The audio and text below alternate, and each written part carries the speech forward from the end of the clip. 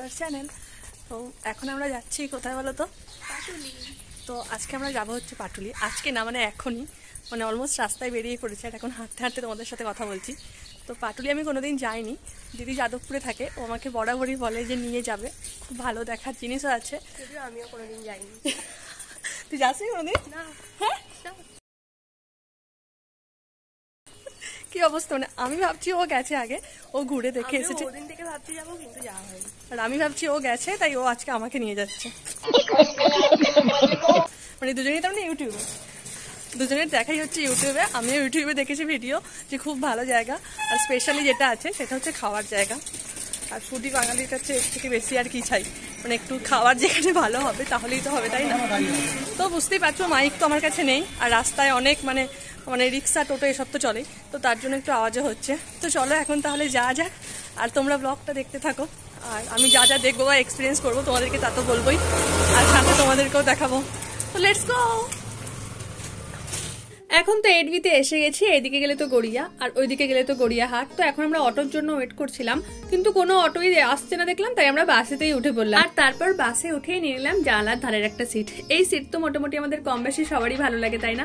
আর দেখতে দেখতে ঠিক 20-25 মিনিটের মধ্যে পৌঁছেও গেলাম। তবে আমাদেরকে নিয়ে গিয়ে নামালো সেই ঢালাই ব্রিজের কাছে, যেখান থেকে আমাদেরকে আবার একটু পিছিয়ে আসতে হবে, মানে ভালো রকমই পিছিয়ে আসতে হবে।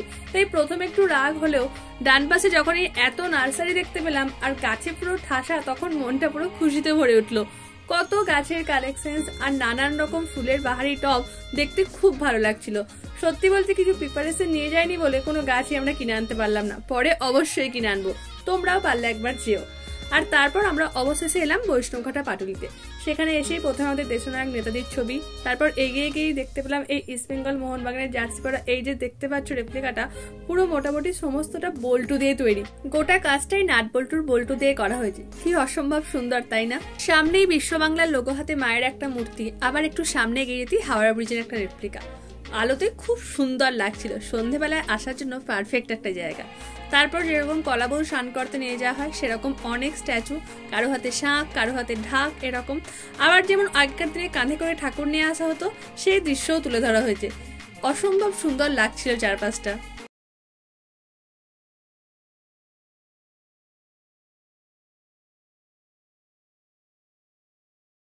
খবর বল, কেমন দেখছিস?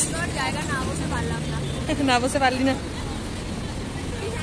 আমি ভাবলাম তোকে আমি একটু রেকর্ড করে নিই, চেনাশোনা পাচ্ছি যখন।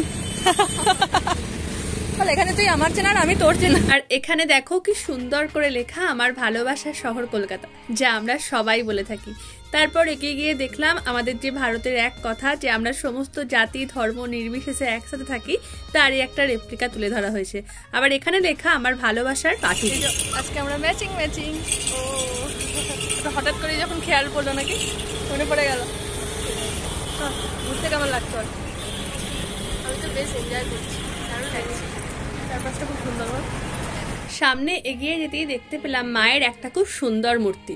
শুনছিলাম যে সমস্ত মূর্তি শহরের মধ্যে সব থেকে ভালো হবে, সুন্দর হবে, তাদের এভাবেই সংরক্ষণ করে রাখা হবে। আর তারপর এই যে আলপনা গোটা রাস্তা জুড়ে স্ট্রিট আর্ট, সেটাও কিন্তু চোখে পড়ার মতোই খুব সুন্দরভাবে তুলে ধরা হয়েছে। আর পাশেই ছিল দক্ষিণেশ্বরের আদলেই মন্দির, সামনে আবার মায়ের মূর্তিও ছিল। আর তার পাশেই ছিল ঘোড়ায় টানা রথ, যে রথ টানছিলেন স্বামীজি আর পিছনে বসেছিলেন শারদমা আর রামকৃষ্ণদেব। কি সুন্দর যে লাগছিল বলে বোঝাতে পারবো না। আর তারপর এখান থেকে শুরু হচ্ছে সমস্ত ফুড স্টলগুলো। সবার প্রথমেই ছিল চা ও নচিকেতার চায়ের স্টলটা, যেটা আমাদের যাদবপুরেও আছে। তো আমরা তো বরাবর ওখানেই চা খাই, তাই আর সবার প্রথমে এসে চাটাই নিয়ে নিলাম, কারণ আমরা দুজনেই চা খেতে খুবই ভালোবাসি। ও তো একদম চায়ের পোকা বলাই চলে, আর ওর সাথে থাকতে থাকতে কলকাতা গেলে আমার একটু বেশি খাওয়া হয়। তবে সত্যি বলতে চাটা কিন্তু সত্যিই খুব ভালো করে, একবার টেস্ট করে অবশ্যই দেখতে পারো। তো দিয়ে একটু সিঁড়ি দিয়ে নিচে নেমে গেলাম। তো তারপর দেখলাম লেকের চারপাশটা আলোতে খুব সুন্দর লাগছে। ভেবেছিলাম এটাই বোধহয় ফ্লোটিং মার্কেট, এখন বোধহয় বন্ধ হয়ে গেছে, কিন্তু পরে দেখলাম না, এটা ফ্লোটিং মার্কেট নয়। যে ফ্লোটিং মার্কেটের কথাটা আমরা শুনেছি সেটা আছে, কিন্তু সেটা অন্যদিকে আছে। তো চলো এখন এবার উপরে উঠে যাওয়া যাক। উপরে উঠে তো দেখলাম কত পাশাপাশি নানান ফুড স্টল, আমার ভালোবাসার ফুটপাত।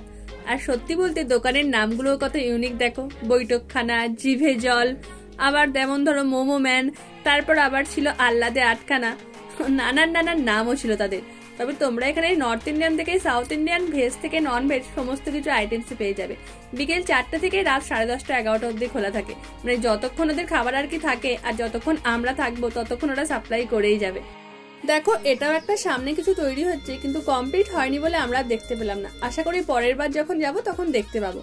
আমি সমস্ত দোকানের নাম, তাদের কি কি আইটেমস পাওয়া যায় আর কত কি দাম সেটা একটা ভিডিও করে এনেছি, যেটা আমি শর্টসে আপলোড করে দেবো। তোমরা যাওয়ার আগে সেটা অবশ্যই দেখে নিও, অনেক সুবিধা হবে। এখানে পার্কিং এরিয়াও আছে, তাই বন্ধুদের সাথে যাও বা ফ্যামিলির সাথেই যাও কোনো প্রবলেমই হবে না। তারপর আমরা চলে এলাম মোমো ম্যানে, সেখানে অর্ডার দিয়ে দিলাম আফগানি মালাই মোমো। আমি তো ভেবেছিলাম দিদি আগে ট্রাই করেছি তাই আজ আমাকে টেস্ট করাতে চায়, কিন্তু পরে তো জানলাম না, দুজনেই আজ প্রথমবার। আর প্রথমবার খেয়েই আমাদের অভিজ্ঞতা দারুণ, সত্যি বলতে দারুণ বানিয়েছিল। এত বড় বড় পিস আর এত স্টাফিং ছিল যে আমাদের এক প্লেট মোমোকেই পুরো পেট ভর্তি হয়ে যায়। দারুণ টেস্টি, পারলে অবশ্যই ট্রাই করো। তাই আমরা জিভে জলে চলে গেলাম একটু ঠান্ডা কিছু খাওয়ার জন্য। এই কাবাবগুলোর দিকে চোখ গেলেও কিছু করা ছিল না, কারণ সোডা ছাড়া পেটে আর কিছুই ঢুকবে না। তাই সোডা নিয়ে চললাম আমরা ফ্লোটিং মার্কেটের দিকে। চলো শেষে সোডা সিকঞ্জি খেয়ে বাড়ি চলো। বল কেমন অনুভূতি, কেমন লাগলো? বেশ ভালো লাগলো, আমারও খুব ভালো লাগলো, কিন্তু মানে আরো কিছুক্ষণ বসে থাকতে পারলে ব্যাপারটা ভালো হতো। আসলে এই ঠান্ডার আমেজ, আর আমরা দুজনেই তো একদম কি বলবো, হ্যাঁ সর্দির জন্য আমাদের মানে ঠান্ডাই সর্দি আমাদের পক্ষে খুবই আর কি খারাপ অবস্থা করে দেয়। বন্ধুরা সবাই মিলে এলে বেশ আরেকটু বেশি ভালো লাগে। আর আমার কোনো বন্ধু এখানে নেই, অতএব আমার এরকম কোনো আশা নেই। ওর আশা থাকতেই পারে, কারণ ওর মোটামুটি অনেক বছর ধরেই কলকাতায় বাস, আর ওর অনেকটাই কলকাতা জুড়ে আর কি বলতে পারা যায়। ঠিক আছে, আবার যখন ভাইয়া আসবে তখন আসবি। হ্যাঁ কি ভাইয়া, তাই তো? তো চলো এখন তাহলে বাস ধরা যাক নাকি? এই রাস্তাটা দিয়ে হাঁটতেই খুব ভালো লাগছে, হয়তো এই ব্যাকগ্রাউন্ডটা আজ দেখতে পাচ্ছ, যেটা দিয়ে আমরা যাওয়ার সময় গিয়েছিলাম ওটা দিয়ে আর কি ফিরছি। সত্যি তাই এই পরিবেশটা খুব সুন্দর। হ্যাঁ, আর এই ওয়েদারটাও খুব সুন্দর, একটু বেশ ঠান্ডা ঠান্ডা হাওয়া দিচ্ছে, বেশ ভালো লাগছে। হ্যাঁ, গরমকালে এলে হয়তো ঠান্ডা হাওয়াটা তো থাকবে, কিন্তু এই যে শীতের শুরু আর এখন মানে ঘামছিও না আর সেই ব্যাপারটাও নেই, তো সত্যিই বেশ ভালো লাগছে। তো অবশ্যই একবার তোমরাও ভিজিট করে পারলে, আর যারা পারবে না তারা আমার ভিডিও দেখেই খুশি হবে। কি ঠিক বললাম তো? আমায় কিন্তু কমেন্টে জানিও তোমাদের কেমন লাগলো ভিডিওটা। আর আরে দাঁড়াও দাঁড়াও, এখনই যাচ্ছ কোথাও? এই হলো সেই ফ্লোটিং মার্কেট। আসলে সত্যি বলতে আমরাও জানতাম না, অটো ধরতে এসে দেখছি এই তো এই সেই মার্কেট, আর দেখে তো পুরো অবাকই হয়ে গেলাম। বাইরে থেকেই ভিডিও করছিলাম, দিদি বললো তোর যখন এতই ইচ্ছে চল তাহলে ভিতরে যাওয়াই যাক। আবার কবে আসা হবে কে জানে, তাই চললাম ভিতরে। এই কাঠের পাটাতনের উপর দিয়ে চলতে আমার তো খুব ভয় করছিল, একটু নড়ানড়িও করছিল। আসলে বুঝতেই পারছো, ওই পাটুলের জায়গাটা অত সুন্দর হয়ে যাওয়ার পর এই জায়গাটা সংস্কারই করা হয় না। এখানে কিন্তু অনেক দোকান আছে, অনেক খেলনার দোকান, অনেক খাবারের দোকান, ফুচকা, অনেক চিকেনের আইটেমস, নানান কিছু পাওয়া যাচ্ছিল। আর চারপাশের এই জলাশয় বা পুকুর যাই বলি না কেন, দেখো পুরো পানায় ভর্তি হয়ে গেছে। কলকাতার এত বড় একটা ঐতিহ্য, এত সুন্দর একটা জায়গা, কিন্তু সংস্কারের অভাবে কি হয়ে আসে একবার দেখো। তবে চারপাশটা ঘুরে দেখতে কিন্তু খুব ভালো লাগবে। যদি পাটুলি যাও তাহলে এই জায়গাটাও অবশ্যই একবার দেখে এসো। সেখানকার কিভাবে যে মার্কেটের মানুষরা ব্যবসা করছে, সেখানকার কত দোকান সাজিয়ে বসে আছে, কিন্তু আমাদের মতো মানুষরাই নেই, মানে কেনার লোকই নেই। দেখে সত্যিই খারাপ লাগলো। তো তারপর চারপাশ ঘুরে দেখে আমরা আবার বেরিয়ে পড়লাম। আমার তো বিশাল ভালো লাগলো, পারলে তোমরাও একবার যেও। আর ভিডিওটা কেমন লাগলো কমেন্টে আমাকে অবশ্যই জানিও। তোমরাও খুব ভালো থেকো, সুস্থ থেকো। দেখা হবে আবার একটা নতুন ব্লগে, আবার একটা নতুন ভিডিও নিয়ে। তো চলো এখন তাহলে বাড়ির দিকে যাওয়া যাক। আর প্লিজ চ্যানেলটা সাবস্ক্রাইব করো, আর অবশ্যই ভালো লাগলে লাইক করো, কমেন্টে জানিও কেমন লাগলো। টাটা।